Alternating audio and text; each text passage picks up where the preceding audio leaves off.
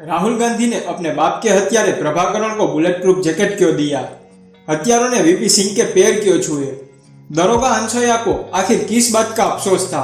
और दिल्ली में मोतीबाग की सोनिया राजीव गांधी को क्यों मारना चाहती थी?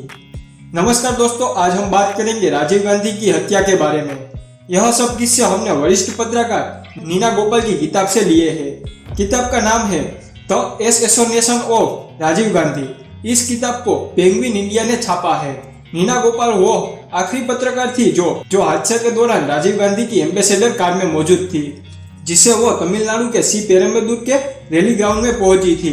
जुलाई 1987 को देश के प्रधानमंत्री राजीव गांधी के घर पे बैठक हुई थी, जिसमें लेफ्टिनेंट कमांडर वी प्रभाकरण मौजूद थे। प्रभाकरण को राजीव गांधी ने रॉ और इंटेलिजेंस की तमाम दूसरी एजेंसी के दबाव में राजीव गांधी और श्रीलंका के राष्ट्रपति जयवर्धने के बीच जो शांति समझौता हुआ था उसे समर्थन देना पड़ा था। वो अंदर से काफी गुस्से में थे और नाखुश भी थे। राजीव गांधी को प्रभाकरण पर पूरा भरोसा था और उन्होंने प्रभाकरण को जाते जाते एक तोहफा देने का फैसला किया और भीतर से राजीव गांधी की पर्सनल बुलेट प्रूफ जैकेट मंगवाई गई। और इस जैकेट को प्रभाकरण के कंधे पर राजीव गांधी के 17 साल के बेटे राहुल गांधी ने रखा था। राजीव गांधी ने मुस्कुराते हुए कहा कि प्रभाकरण, अपना ख्याल रखना। और यह तारीख जानती है कि प्रभाकरण ने ख्याल कैसे रखा था। 4 साल के बाद 21 मई साल 1991 के दिन लिप्टे के आत्मघाती हमले में राजीव गांधी की हत्या कर दी गई। 12 मई साल 1991 को मद्रास से 40 किलोमीटर दूर तिरुवल्लुर में चुनावी रैली हुई। उसे संबोधित करने के लिए पहुंचे राजीव गांधी के दूर विरोधी और पूर्व प्रधानमंत्री वीपी सिंह और उनके साथ थे तमिलनाडु के मुख्यमंत्री करुणानिधि। यहाँ पर एक लड़की ने वीपी सिंह के हाई सिक्योरिटी एरिया में पैर छुए। यह एक आम सी बात थी कि समर्थक अपने बड़े नेता के पैर छूते हैं, लेकिन इस लड़की ने 9 दिन के बाद ही 21 मई को राजीव गांधी के भी पैर छुए थे और वह राजीव गांधी का आखिरी वक्त था। यह लड़की मानव बम धनु वीपी सिंह की रैली में क्या कर रही थी? दरअसल जिस लिप्टे के आत्मघाती हमले में राजीव गांधी की हत्या की गई थी उसके 5 मेंबर थे।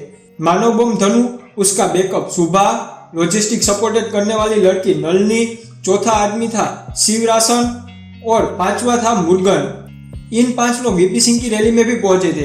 वह 5 लोग देखना चाहते थे कि राजनेताओं के पास कितनी तगड़ी सिक्योरिटी होती है और क्या मानव बम धनु के लिए मुमकिन होगा कि वह अपने टारगेट के पैर छुए और बम को ऑन कर दे।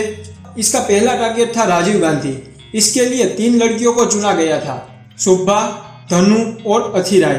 2 लड़कियां तो श्री पेरम्बूर में मौजूद थी, लेकिन यह तीसरी लड़की अथिराई कहाँ गई थी? तीसरी लड़की का नाम सोनिया भी था, जो दिल्ली के मोतीबाग इलाके में मौजूद थी। अथिराई दिल्ली में अपने आका पोतू अमन के सिग्नल का इंतजार कर रही थी। पोतू अमन का यह प्लान था कि अगर श्री पेरम्बदूर में शोभा और धनु सफल नहीं हुए तो अथिराई उर्फ सोनिया दिल्ली में राजीव गांधी के ऊपर हमला करेगी। लेकिन ऑपरेशन वेडिंग हो, ऑपरेशन हो या कोई भी कोडवर्ड हो जो लिप्टे ने राजीव गांधी की हत्या के लिए रखा था, वो सफल हुआ।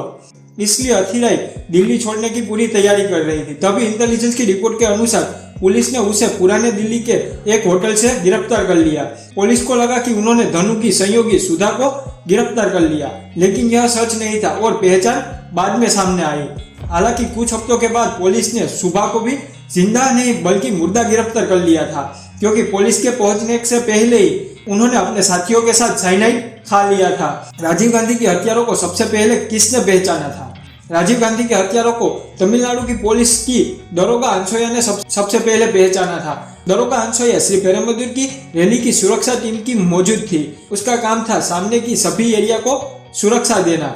वहां पे वीआईपी पास लिए कई लोग थे, लेकिन वहां पे जो एक लड़की थी जिसके पास भी वीआईपी पास था, दरोगा अंशोया को उस लड़की पर शक हुआ और राजीव गांधी के आने से पहले ही उस लड़की को पीछे ढकेल दिया गया।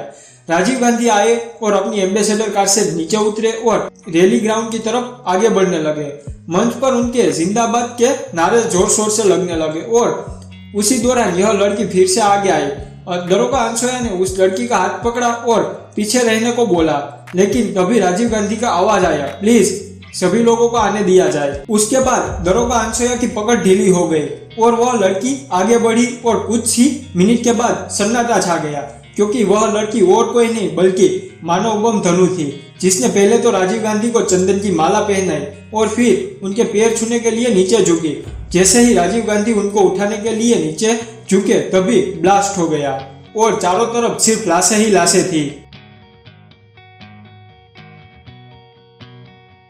दोस्तों अगली वीडियो में हम बात करेंगे राजीव गांधी के भाई संजय गांधी की रहस्यमय हत्या के बारे में। अगर दोस्तों आपको वीडियो जरा से भी अच्छी लगी है तो वीडियो को लाइक करके शेयर करना और हमारी चैनल को सब्सक्राइब करके बेल आइकन ऑल कर देना।